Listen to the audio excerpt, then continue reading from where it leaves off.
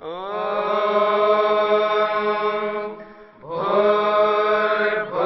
स्वः तत्सवितुर्वरेण्यं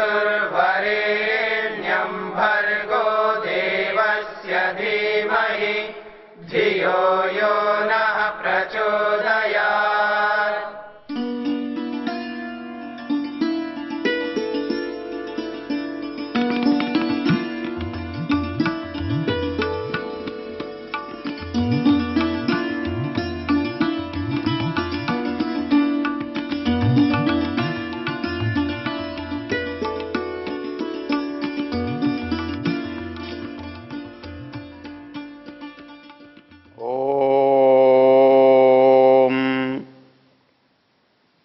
वेद हमें जीवन को श्रेष्ठता की ओर ले जाने का उपदेश देता है। उसका एक विशेष शब्द मर्यादा, अर्थात हम अपने जीवन को श्रेष्ठ बनाने के लिए कहाँ जाकर रुकना चाहिए हमें और किस काम को किस सीमा तक करना चाहिए, इस बोध को हम मर्यादा कहते हैं।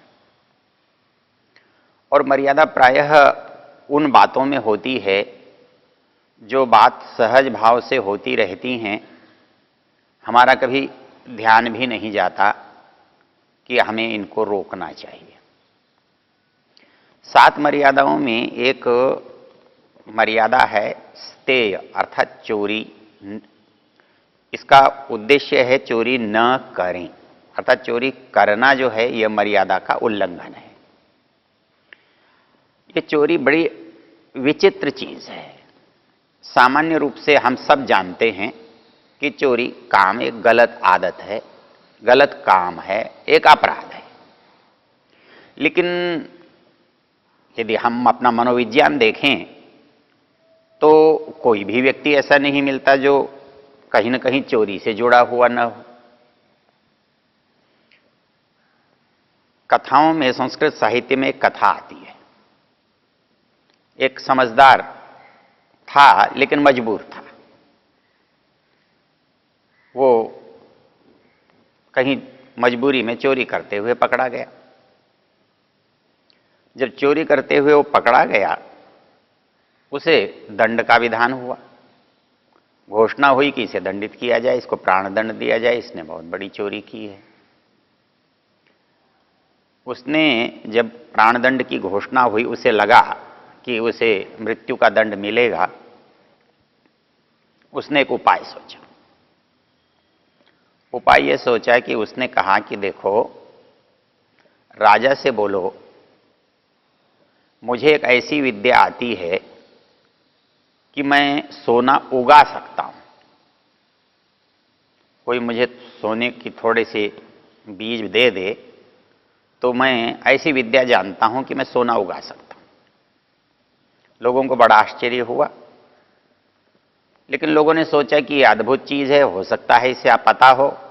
तो उन्होंने राजा से जाके सूचना दे दी, निवेदन कर दिया कि ये जो कैदी है जिसको मृत्यु दंड दिया गया है, ये कहता है कि ये सोने की खेती कर सकता है, ये सोना उगा सकता है।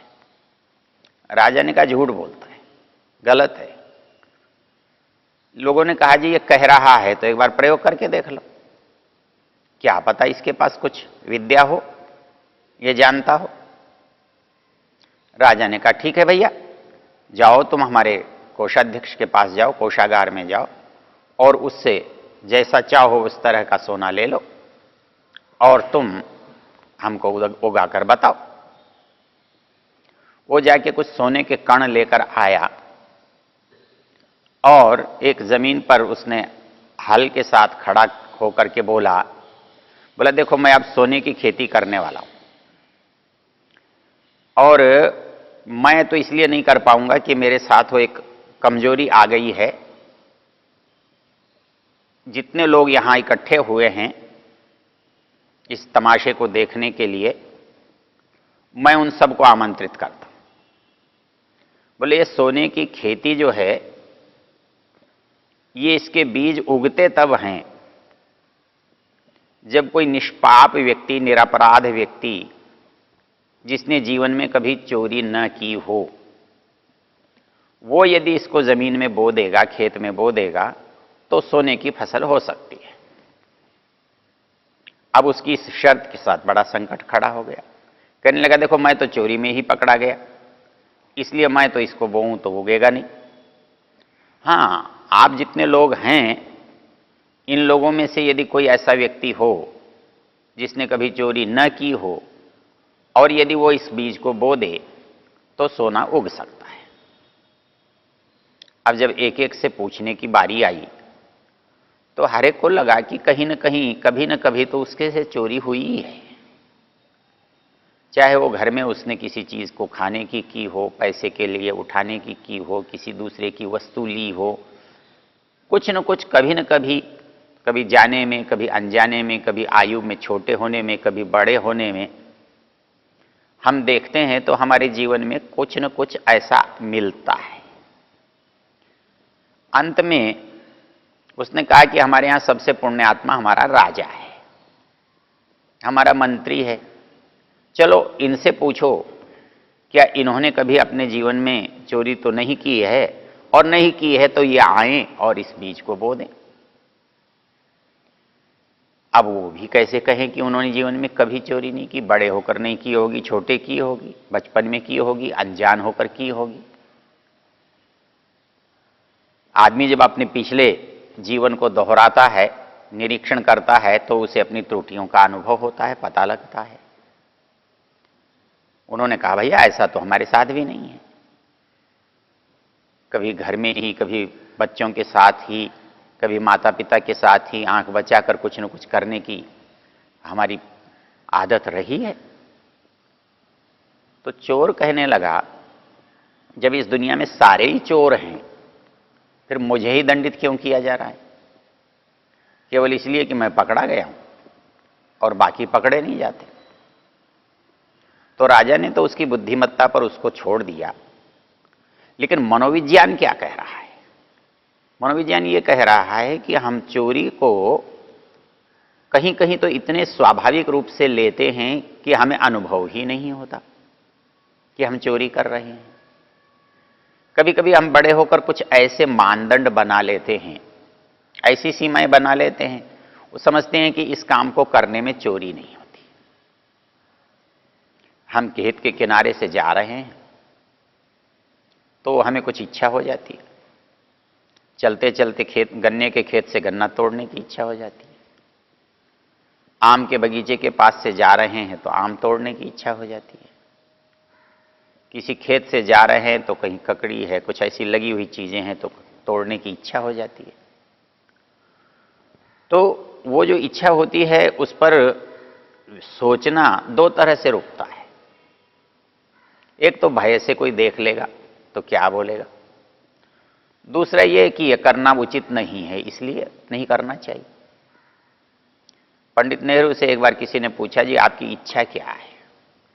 बोले एक ही इच्छा है कि कहीं चोरी से गन्ने के खेत में घुस के गन्ना तोड़ूं और चूसता हुआ सड़क पर जाऊं। बोले इसमें भी एक आनंद है, ये भी एक ऐसी बात है जो एक सामान्य आदमी करता है और एक विशेष आदमी नहीं कर सकता। और जब कोई चीज करता है और करने की इच्छा है और नहीं कर सकता है तो उसे बड़ी विवशता लगती है। इसके विपरीत जो व्यक्ति इसको अच्छा और बुरा समझ के करता या नहीं करता है, उसके लिए हमारे शास्त्र में शंख और लिखित मुनि की कथा आती है। शंख और लिखित मुनि दोनों भाई थे, सगे भाई थे, दोनों मुनि थे, दोनों के अपने अपने आश्रम थे, दोनों के अपने अपने आश्रमों में वो रहते थे। तो एक दिन एक भाई के आश्रम में दूसरा भाई मिलने के लिए आता है, लेकिन संयोग से दूसरा भाई वहां आश्रम में था नहीं। आश्रम में था नहीं, लेकिन एक भाई घूमते हुए बगीचे में देखा कि बहुत बढ़िया आम है, अभी अभी पककर पेड़ से गिरा है, तो क्यों नहीं खा लिया जाए। खा लिया होता क्या है कि जब हम किसी विचार के बिना जब कोई काम करते हैं तो उसके उचित या अनुचित होने का हमें ध्यान भी नहीं रहता, हम सहज भाव से कर जाते हैं। जब हम सहज भाव से कर जाते हैं तो बुद्धिमान व्यक्ति जब सोचता है तो उसे लगता है कि ये अनुचित है, ये गलत है, तब उसे ग्लानि होती है, उसे दुख होता है, उसे प्रायश्चित करना पड़ता है। तो मुनि को जब याद आया कि भाई है नहीं आश्रम में और मैंने उसके आश्रम का फल लिया है, तो मुझे तो ये अपराध है और इस अपराध के लिए तो मुझे अपना हाथ ही काट देना चाहिए, क्योंकि ये अपराध मैंने किया है तो दंड मिलना चाहिए। एक ही बात है, जब हम सोचते हैं तो उसमें अपराध की गंध आती है, अपराध का विचार बनता है। नहीं सोचते हैं तो कभी हमें अपराध ही नहीं लगता है, उसे कोई बुराई ही नहीं समझता है। और कितने अपराध को कितना बड़ा अपराध माना जाए, यह भी बड़ी विचित्र बात है। कोई समझते हैं जी 10 रुपए चुरा लिए, कोई चोरी है क्या? आज 100 रुपए चुरा लिए, कोई चोरी है क्या? आज आजकल के ज़माने में 1000-2000 की चोरी भी क्या चोरी है? आजकल तो लोग करोड़ों अरबों रुपए चुराते हैं। तो हम तुलना जो करते हैं उस संख्या से करते हैं, उस मात्रा से करते हैं जो वस्तु की है। तो इस दृष्टि से हमको लगता है कि छोटी वस्तु चुराई है तो चोरी नहीं है, और लेकिन बड़ी वस्तु चुराई है तो चोरी है, यह हमारी धारणा है, यह हमारा विचार है। लेकिन हम ये बात भूल जाते हैं कि संस्कार तो छोटा हो या बड़ा हो वैसा ही पढ़ना है। आपने स्कूल में किसी की पुस्तक चुराई हो, किसी की पेंसिल चुराई हो, किसी की रबर चुराई हो, किसी की और कोई छोटी मोटी चीज चुराई हो, किसी के भोजन के पात्र में से कोई भोजन ही चुरा के खा लिया हो, लेकिन ये सब की सब बातें संस्कार की दृष्टि से वैसी ही हैं। ये बड़ी और छोटी होने से कम अपराध या अधिक अपराध नहीं होता। बचपन में पुस्तक में एक कहानी पढ़ते थे कि हमारे बच्चे जो बिगड़ते हैं तो उनके बिगड़ने में एक मुख्य कारण ये होता है कि हम बच्चों के छोटे अपराध को अपराध नहीं मानते, और उसको अपराध न मानने से अपराध करने की प्रवृत्ति और अपराध का संस्कार बन जाता है। कालांतर में वो बड़ा हो जाता है, तब हम ये अपेक्षा करते हैं कि इन्हें ऐसा नहीं करना चाहिए। तो ये जो हमारा सोच है ये गलत है। कैसे गलत है? वो जो एक प्रारंभिक कक्षाओं में एक जो कहानी बताई गई थी और शायद आज भी पढ़ाई जाती हो, वो कहानी ये बताई गई थी कि एक चोर को जब चोरी के अपराध में पकड़ा गया और उसे मृत्युदंड देने की बात हो गई, तो मृत्युदंड देते समय एक नियम होता है कि आपकी अंतिम इच्छा क्या है, आप क्या चीज चाहते हैं, आप यदि वो संभव है वो पूरी की जा सकती है वो इच्छा, तो जो प्रशासन है, जो उसके कार्यकर्ता हैं, उस इच्छा को पूरा करने का यत्न करते हैं। उस व्यक्ति ने कहा कि मरने से पहले मुझे मेरी मां से मिलने की इच्छा है। अब मां से मिलने की इच्छा तो किसी की भी हो सकती है, बहुत स्वाभाविक है। कौन चाहता है कि मां से न मिले? मां से प्रेम है, मां से मिलना है तो मिलना ही चाहिए, और ये इच्छा पूरी भी कराई जा सकती है।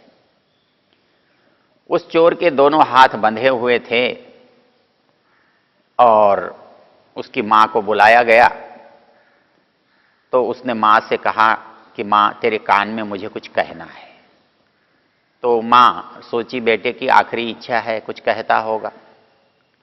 वो धीरे से कान उसके जैसे ही मुंह के पास ले आई तो चोर ने मां का कान काट लिया, और इतने जोर से काटा कि वो कान मां का अलग हो गया, और वो बहुत जोर से चिल्लाई।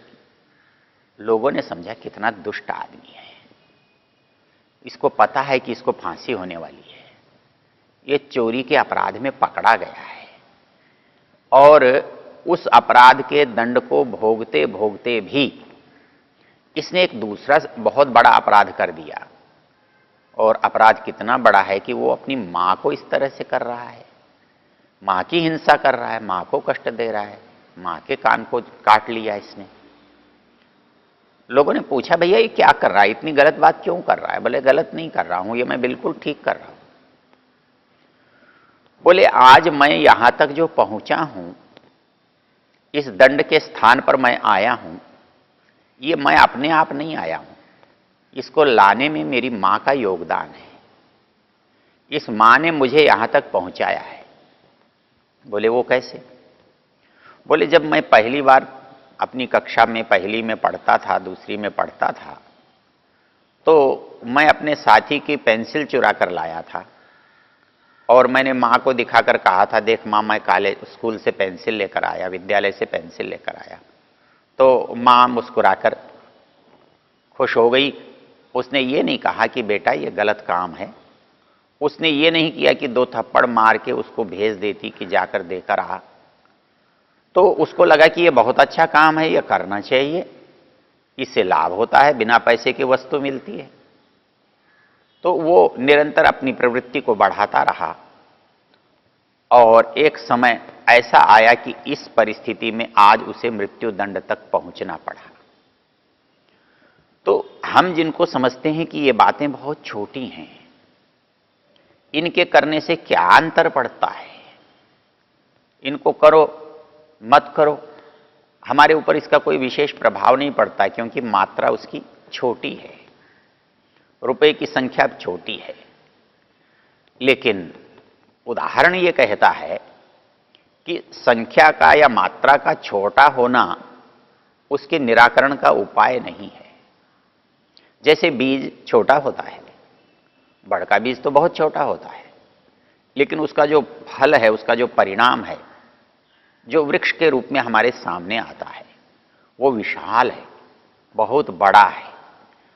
तो इसलिए चोरी जो एक संस्कार है, एक विचार है, वो विचार जो मुझे इस समय तो सुविधाजनक लगता है, लाभदायक लगता है, बिना परिश्रम के सफलता दिखाई देती है, लेकिन इसके अंदर जो छपी हुई बुराई है, छिपी हुई, वो छिपी हुई बुराई मुझे आगे ले जाती है और आगे ले जाकर मेरे से इसी तरह के बड़े काम करवाती है, क्योंकि मैं हर बार ऐसा करते हुए अपने संस्कार को दृढ़ बनाता हूं। इसलिए जब हम विचार नहीं करते, जब हम सोचते नहीं कि यह गलत है या सही है, तब हम गलत को भी सही की तरह, अच्छे की तरह करते हैं।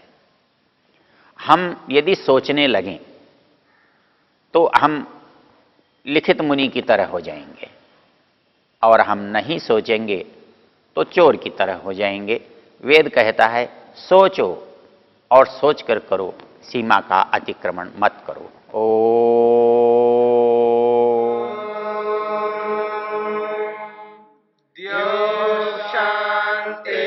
शांतिरंतरिक्षं शांति पृथिवी शांतिरापः शांतिरोषधयः शांतिः वनस्पतयः शांतिर्विश्वे देवा शांतिर्ब्रह्म शांति सर्वं शांति शांतिरेव शांति शांति